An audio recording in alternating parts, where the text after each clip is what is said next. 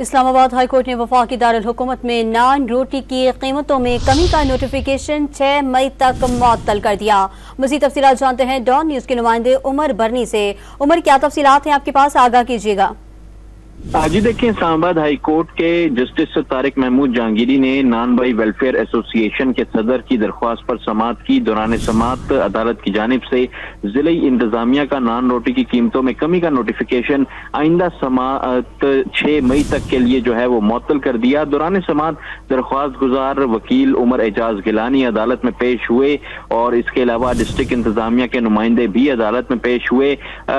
ضلعی انتظامیہ کے نمائندے کی جانب سے موقف اپنایا گیا کہ قانون میں ترمیم کی گئی تھی، ڈی سی کو اختیار دیا گیا تھا۔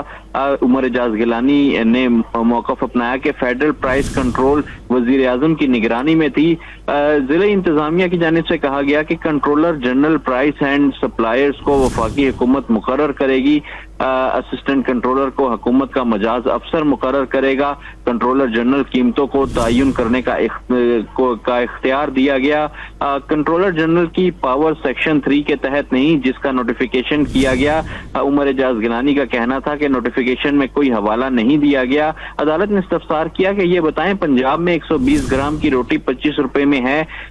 ضلعی حکومت کے نمائندے کی جانب سے کہا گیا کہ وہ دوسری صوبائی حکومت ہے، آٹا یہاں بہت مہنگا ہے، رینٹ بہت زیادہ ہے۔ بیرسٹر عمر اعجاز گیلانی کا کہنا تھا۔